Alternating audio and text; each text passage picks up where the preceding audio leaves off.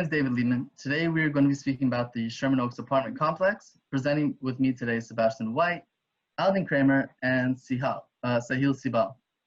We are Team 4, and we're going to jump right into the deal. So, to start off, we're purchasing this property at $6.5 million. The current net operating income is $104,000, and using the gross rent multiplier of 12, which is slightly less than the quoted gross rent multiplier of 15, which Matthews Real Estate published in 2017. This property is worth roughly $4 million in its current state. $5 million, my apologies, in its current state. We are here to offer the sellers $1.5 million over the market rate because we want to incentivize them to sell to us, and because in a 20-year hold analysis, they still will not be able to clear past the $5 million. We have a plan and strategy of how we will add value to this property after we purchase it and make our investors extremely happy. With that, I'm going to hand it over to Sebastian to speak about the loan details. In order to finance this investment, we secured a loan with a 58% loan-to-value ratio. This brings the loan value to $3,770,000 with a 30-year term. The first 5 years are interest only, with our monthly payment being $12,567 for the first 5 years, summing to $150,800 per year. The remaining 25 years will be $19,899 per month, which is $238,793 per year. Upon signing, we pay a 1% origination fee, and upon sale, we pay a 1% exit fee, each of which are $37,700. The interest-only structure of this loan allows us a lower mortgage payment for the first few years while we make renovations and implement our management strategy. Now, Sahil will tell you about the capital financing portion of this investment. Thanks, Sebastian.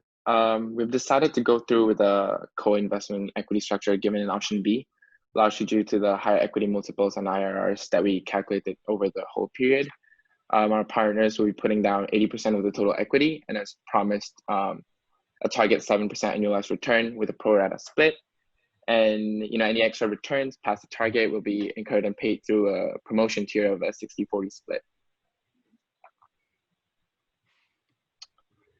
With the 80-20 co-equity investment structure, the initial investment for both the sponsor and us will come down to about $2.4 million and $600K respectively, both able to make back our initial investments by year 13 with a 30-year hold period model. And by the end of it, the net cash flow of the capital partner and us will be $7.7 million and $4 million respectively. This comes out to about a high equity multiple for 4.2 for the sponsor and 7.7 for us. The sponsor will hit the target IRR and reach up to 9.6% by the end of the whole period. Now, the reason behind the higher value of IRR and equity multiple for us is the promote tier split that was activated by year 20.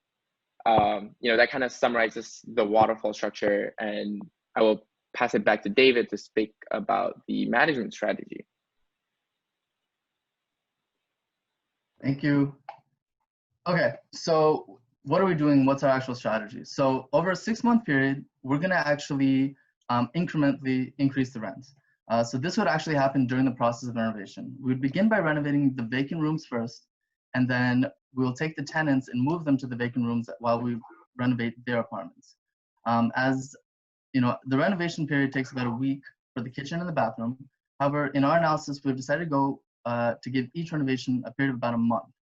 This is so the process goes smoothly for the tenants. As the renovation is finished, we're actually going to move the tenants back into their original apartments and then keep doing this process until all 20 units have been renovated. That takes about 6 months. The rents that those tenants will be paying actually will then be market rate rents, as that's not what it is in the current situation. We've decided that after 10 comparable properties and averaged it by the square feet, that would be the market rate rent. I'll show in the next slide. For most tenants, they've actually been going month to month, paying somewhere between 64% to 136% below the market rate rents. So by charging the market rate rent after we've renovated anything, we think it's an actual fair approach. Here in this, you can see the renovations and how we're going about it in the renovation slide, 1 through 5, 5th month being the last one. And here with the water, gas, and utilities, which is what we're going to be charging the tenants, the new rent would be on the most right-hand side. The current, so actually, I think it's being blocked out, but, oh, here it is. The current monthly rent that they're actually getting now is about 218,000. And after we're finished, we're expecting to get 520,000. The last thing that I would say is to keep up with the market rate. After the first year, we're going to be incrementally increasing the rent by 4% yearly. And that's about it. We won't be charging for parking. And with that, I'm going to hand it over to Alden. But before I do so, these were the 7. We have 10 apartments, but here are the 7 that we fit on the slide to show about the comparable properties that we used. And they're all within the Sherman Oaks area near our apartment complex. Alden, handing it over to you. Thanks, David. So these 2 other comparable properties, the first one kind of shows a more renovated, updated kitchen and bath, and it has $3 per square foot per month, kind of showing us what we could be charging compared to the current rates that we are charging. The bottom one is a little more comparable to ours, and still it's getting a higher price per square foot per month. So during our renovations, we believe that remodeling the kitchen and bathrooms and the units will generate the highest return on the investment we make. First of all, the kitchen is very public and highly trafficked area with so much exposure and use. An updated kitchen can improve the whole public atmosphere of the apartment. And generally, kitchen remodels generate the most resale values compared to other remodels. Kitchen renovations will cost about 15 grand per unit. Next, we plan to renovate the bathrooms. The bathrooms in the unit need replacements in order to compete with the aesthetics of the other apartment units in the area. We estimate that bathroom renovations will cost about $10,725 for 1 bath units and $17,875 for units with 2 bathrooms. And renovating all of these, as we said, will take about 6 months, and in total we estimate spending $519,575. Similar studios, 1 bed, 1 bath, 2 bed, 2 bath in the area with renovated kitchens and bathrooms, they're receiving $4,000, $10,000, and $7,000 more respectively in annual rent payments compared to our units. So the extra rent we could be earning by doing these renovations could cover the entire renovation costs within 4 years, we estimate. With that, we estimate that the return on investment after a 4-year period is 184%. So we expect to make 84 cents on each dollar we invest. And now I'll hand it over to Sebastian. Thank you, Alden. So an important thing, once we do have all the units renovated and updated and implemented our management strategy, it's important to actually fill the units. So once we've done so and brought the rents up to comparable market rates, there's a number of marketing strategies we can implement to bring in tenants and increase our occupancy rate. For example, we could offer a free month of rent to those who sign a 1-year lease. Another idea is to offer referral benefits for any current tenants that refer another tenant to sign a lease.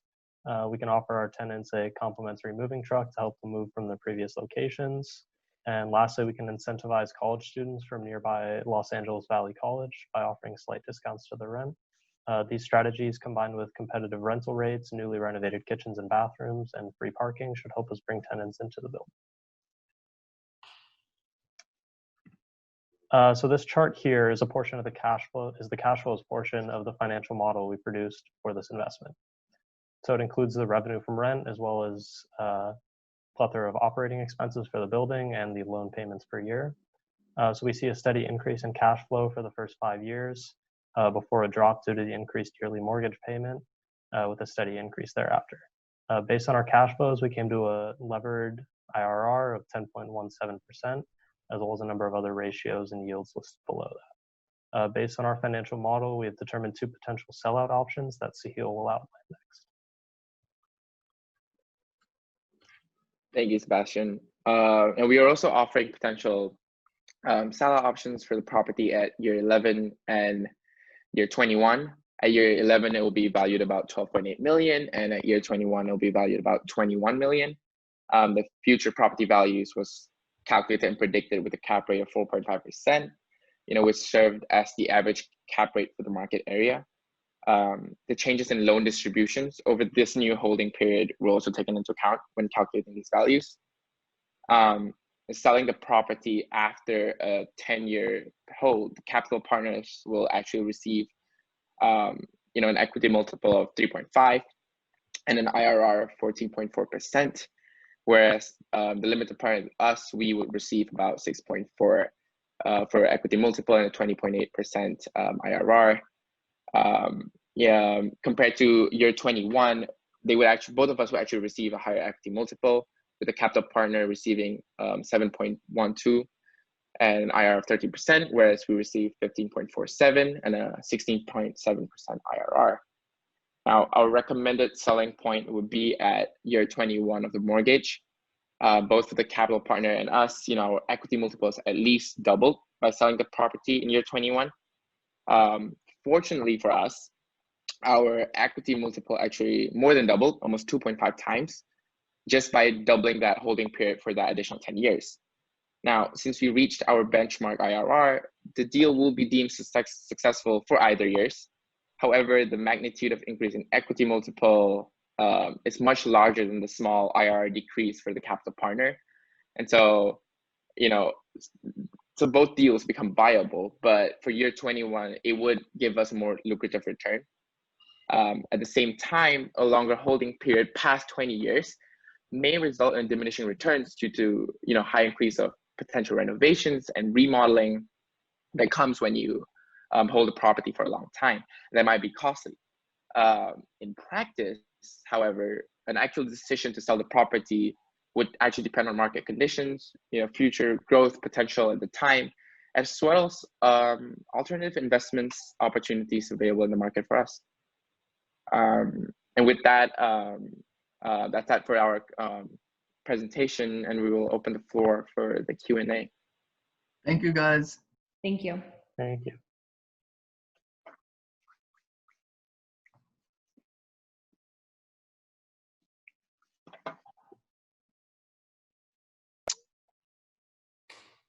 I guess I'll jump in first. Nice job. Like the use of the GRM, definitely a metric a lot of apartment people use in general, and really like the marketing strategy slide and those ideas.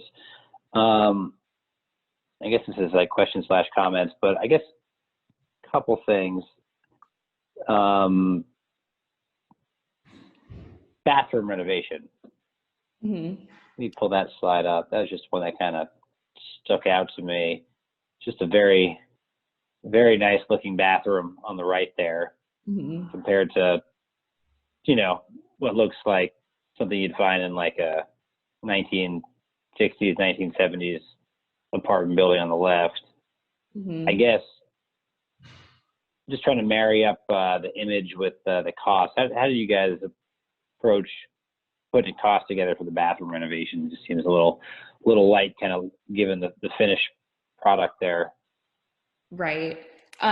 So the tiling in the shower stayed the same, but we estimated like a new sliding door and then new flooring, because it was such a small space anyway that it wouldn't cost too much.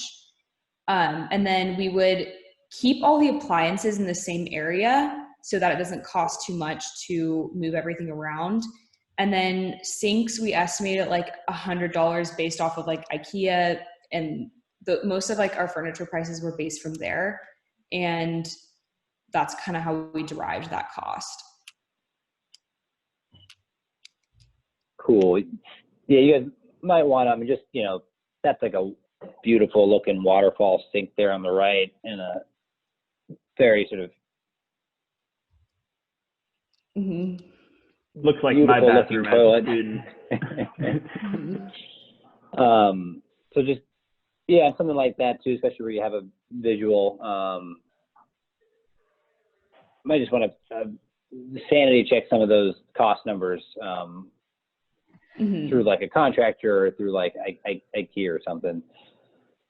Right. We actually estimated that demolition would cost $600. Installation would cost $2,500. So those were our labor costs, and then everything else was like the cost of the product. I've got a question. Great job on the presentation. Can you guys elaborate on your decision for a 30-year hold period? And I guess I'm asking about opportunity costs. And you know, in the 11-year scenario, it looked like you guys were getting 21%.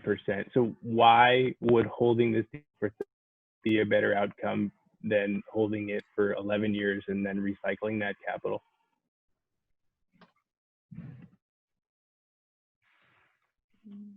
Sahil, do you want to elaborate on that? Yeah, I can elaborate a little bit of that. So our 30-year hold period was just to show kind of a benchmark of how it would be if you know, we've offered this option for our investors to kind of hold it out for that period. Like I mentioned a while ago, we recommend that we sell it at year 21 instead of holding it for the entire 30-year period, just because we feel like the cost of renovations will just be as much as we're doing right now, if not more, and it would just be giving us kind of like a diminishing return. With that, we've kind of just modeled the 30-year period just to see how it's going to go out if we decided to pay the loan amount as little as possible, just to increase that cash flow, to maximize that cash flow over, you know, the maximum period that we can do. But in terms of what we would recommend, we would actually recommend the 21-year period. So, point. Okay, got it. To add to that also, one of the reasons we chose just to create the cash flow summary, we were curious to know, like, if we held it to maturity for the loan, what would those numbers look like? And so we started with that and then backtracked. And so that's how we came up with these two options, but we still set it up as if we were holding it for the 30-year period, just so that we can get the correct numbers. I'll jump in. Great job, guys. I had the same question, so I'm glad Clay asked it. I liked that you guys targeted the existing vacant units first for renovation. I think that's a good strategy. I think it's commonplace in you know, the real world. That's how a lot of landlords come in and start their projects. So good job there. Curious on the 4% annual increase. Did you guys consider you may lose tenants with that kind of increase, which would then give higher turnover costs or occupancy decreases? And I guess if you can walk us through how you decided to use the 4% annual increase. Right, so this actually comes out from a couple of different points. The first one is we were trying to find a lower yearly increase, but we realized that if we don't go above 4%, then we would never reach the promote tier. So that was one of the things that we had to consider. The second thing of why we considered a 4% yearly increase was when we looked at comparable properties and looked at the how much the rent differs from year to year, it was between 3 and 5%. So we went with the middle 4. And lastly, we were looking at just, even though we were doing comparable rents and averaging it out per square foot, we're still charging below all of the other comparable properties for the rent that they're charging. And so we thought with the 4% yearly increase after all of the renovations, we'll kind of be in par and somewhat competitive, if not maybe on the higher end. But we're all like completely newly renovated, so we thought it would be fair to do so. Okay, got it. And just to kind of add on that, on the model as well, we've always kept it so that only 90%, there's always 90% occupancy instead of 100, right, just to make kind of that you know, that cushion just right, in case. Which is, I mean, that's how we all underwrite in the industry. We always have a vacancy factor, so good job on that. Yeah, all of these numbers are based off, so the cumulative rent here that you're seeing, that's all including the 90% occupancy. Got it. Okay, great. So switching directions a little bit to move more towards about the actual market, does the team have an opinion on Sherman Oaks sort of relative to the rest of the LA multifamily apartment market? And sort of how did that factor in sort of your analysis on potentially going after students and who you were going to market to? Anyone on the team want to go for it, or do you want me to go? I'll add like a little, I'll answer a little bit of that question. So we kind of we realized that in the Sherman Oaks area and where our like apartment building was located, that area, there is a big boulevard next to it. So it's still in a good location. And also the other buildings around it are mostly like 60s, 70s, 80s, and ours is built in the 90s. So we kind of felt that we could charge a little bit higher rents because it's a little more new than the rest of them. And also, once again, it's near that big boulevard in Dickens. So it's in a well-located spot.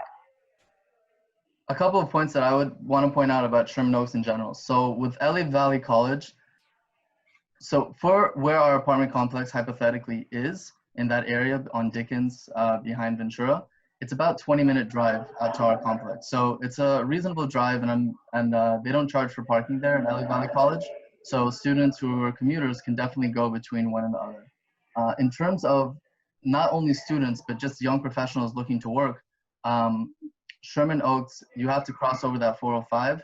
I mean, you have to go on the 101 and get over the 405, but most of the people who are looking to pay for rents, Sherman Oaks is slightly cheaper than, let's say, Westwood or Century City. And so because of that, I see foreseeably a lot more people who are working in Century City or working in downtown might have to do that commute and live in Sherman Oaks. So I think that we're competitive for our area, but we're still charging maybe 500 to 1,000 less than it would have been like if we decided to live in Westwood or Century City or et cetera. Also speaking from personal experience, unfortunately. Got it.